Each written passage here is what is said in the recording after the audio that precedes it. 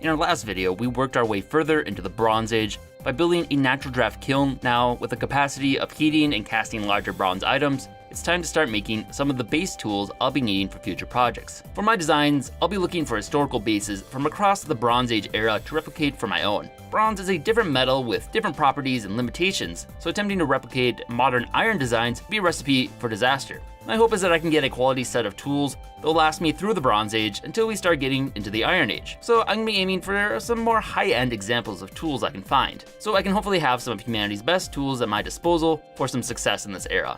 Of all the tools, most crucial will be some durable axes and a large blade for felling and hewing trees into lumber. I've already cast one axe earlier, but with a poor choice of a dried clay casting medium, it was pretty brittle and had already broken several times. So my primary goal in this video is going to be casting one of the largest axe heads ever found from the Bronze Age, a recently discovered large Nordic blade that's twice the size of most other blades in this era, perhaps one worthy of Thor himself. It's believed these original axes were buried as a ritual sacrifice to the Norse gods, so that might not be too far of a stretch.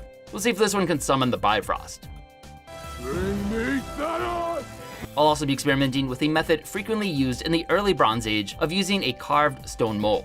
But first, to learn a little more about a few historical axes and get some help casting a few, this time I got a little help once again from Greg, the sword casting guy. I'm back with Greg, the sword caster, and previously we made a few different swords, but now we're gonna make some axes. So you wanna tell me about these different axes you have? This axe is an axe from England. This is from the late Bronze Age, about 1000 BC. This is called a palstave axe. You can tell that this is a very refined piece, very symmetrical. This was made in a two-part stone mold, so they would have carved soapstone very carefully and precisely. And they would have preheated those stones and then kind of held them together like that, and then pouring the bronze down this way into the mold like that. And the way this was attached to a handle, they would look for kind of an L-shaped piece of wood. They would split the top piece and like pat on either side here and then wrap rawhide around there to attach it. And the very earliest ones of these didn't have a little loop like this down here. You can imagine a problem with this if you're like jamming this into something, whether it's a chest plate or a chunk of wood or whatever, it could get stuck in it because an axe is a wedge. So you lose your axe head. So you tie a piece of leather to this and then tie it to your handle. That doesn't totally solve the problem. Like you could still imagine it like slipping out and still kind of hanging there. But if you survived battle that day, maybe you could fix it and go battle the next day with it. Started out being used as a weapon because bronze was mostly a military thing for a long time, but very handy as a tool certainly. So this one is a duckbill axe. This is from Mesopotamia. This is about 2000 BC. A lot of these were found around the ancient city of Ur in a cemetery. They were buried with warriors. So we know that they thought it was a very powerful weapon if they wanted to be buried with it and go into the afterlife with it. An axe is used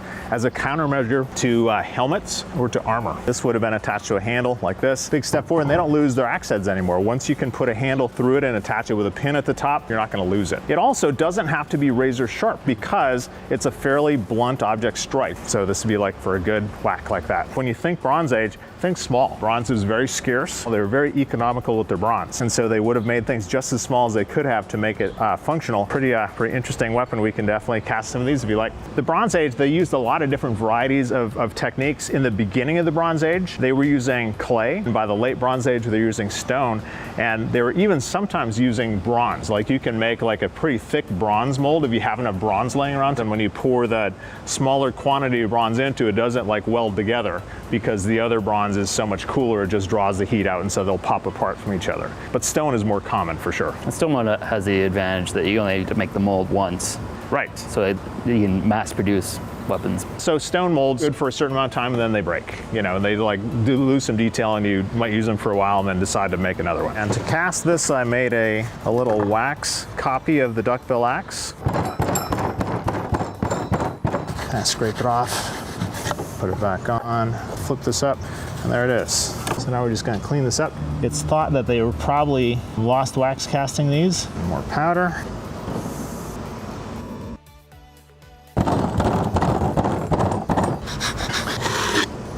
In the Bronze Age, they poured vertically, so that's what we're gonna do too.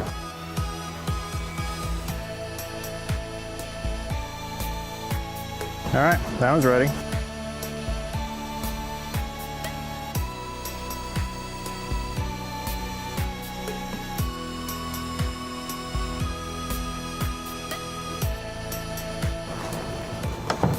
Yeah, we're getting some great colors. I think you could just sell it as art. Yeah. Yeah, that's nice. That's good work. This is our most technically complicated casting of the night. Now, I hope some viewer is able to tell us what all these colors mean, like why that happens so consistently, because I don't know, and I sure would like to. You might have a little bit of this, but not to this extent. Look at those eyes, they're perfect. Like, that is just great. Tonight, we have just revealed to the world how to cast a duckbill axe. Greg is a sword casting teacher who travels the country teaching group classes for casting your own swords or axes. And if you want him to come to you, just shoot him a message on his website, swordcastingguy.com. Now to half the heads.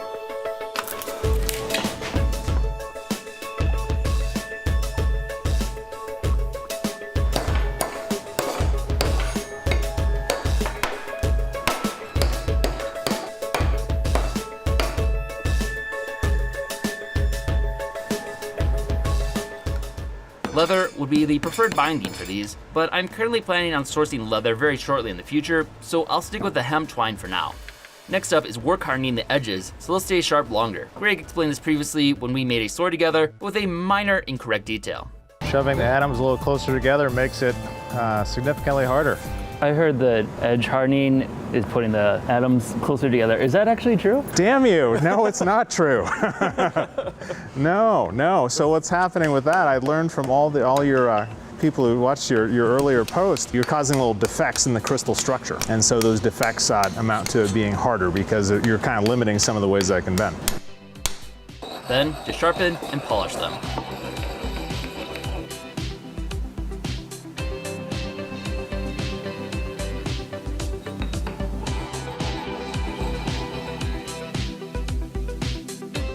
With the help of Greg, I have a few more axes to add to my tool chest. The next challenge for making my own is that I haven't quite achieved the technology yet to employ Greg's more modern sand casting method. Form-fitting pairs of casting flasks like his will require some milled and jointed wood. The tools to make those are what we're aiming to make in this video. So for mine, I'll be exploring a few more historical methods of casting, with carved stone for the giant axe head.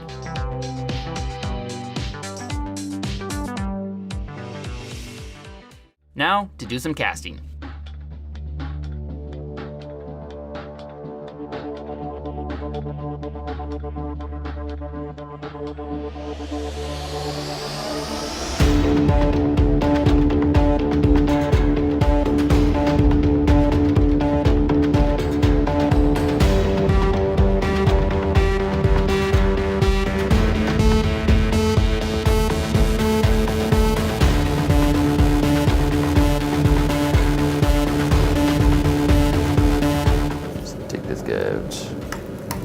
Oh boy.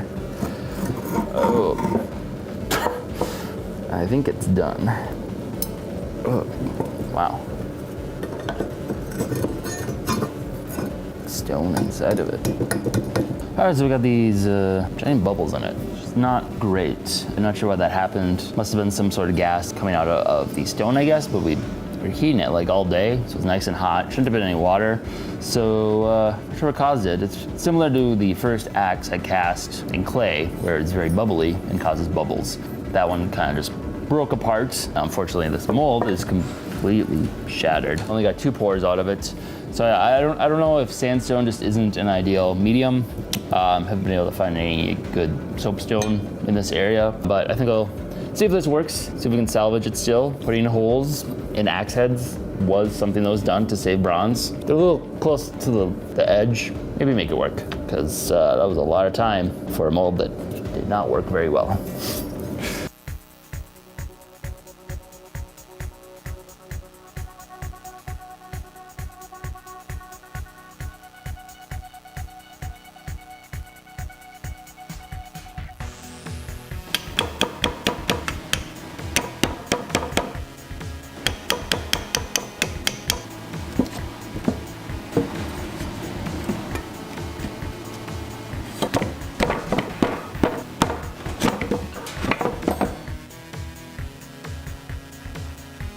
One downside with using twine is, it tends to loosen with use, but I found that by coating it with the pine resin beeswax charcoal glue, it helps hold it all tight.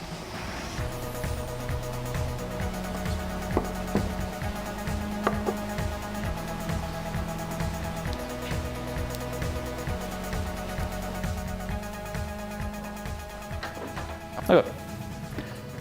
Goodbye, Bill. All right, so thanks to Greg, we were able to cast these really nice, got the duck bill and the pal stave axe here. Took these out and found out they are pretty effective. Really nice chopping tools, better than the broken one I made.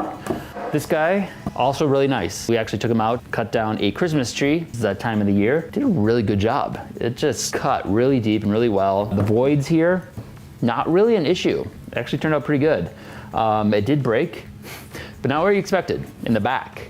It was just on the backswing, it hit the ground and bent and broke this part. If you look inside, there's clearly was some sort of air pocket that got trapped, made it a little bit weaker. There's some obvious flaws with the stone mold that haven't really figured out. There's also a lot of work, and that was just one side of a mold. Usually they would do two, they fit together. So I think I'm gonna move on to the method that was used later. We'll use more of the cob mixture that we tried out before with the dagger. So I think we're gonna do that for some other tools in the future and see how well that turns out. We use this to cut down a Christmas tree. It's actually looked up, and the axe this is based off of. They found it because the farmer was gonna start a Christmas tree farm. Did a little search of the area to make sure there weren't any historical artifacts that might get destroyed, and that's how they ended up discovering this axe. It's kind of gone full circle that we base this off of that axe and use it to cut down a Christmas tree at a Christmas tree farm. So in the next video, you're gonna see this axe put to the test against a Christmas tree we cut down.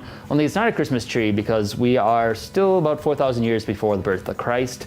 So we are going to be looking into Bronze Age traditions and what was done for the winter solstice, and do our own version of that. Making all of these took about 11 hours. A little bit of assist with Greg using his more advanced method. Not something I'm able to do quite yet because I haven't been able to mill my own wood and get it all joint together to form the boxes. So that'll be an ongoing challenge, but now that I have a nice broad axe, milling wood should be a lot easier. So overall, it took 11 hours or about $88 at minimum wage. Not a bad deal for 3 axes. Bring me Thanos! Very much for that. Thank you again to all of our supporters on Patreon. Without you, this wouldn't be possible. And if you like our content and want to see more, be sure to support us. Any amount really helps. If you enjoyed this video, be sure to subscribe and check out other content we have covering a wide variety of topics. Also, if you've enjoyed these series, consider supporting us on Patreon. We are largely a fan-funded channel and depend on the support of our viewers in order to keep our series going. Thanks for watching.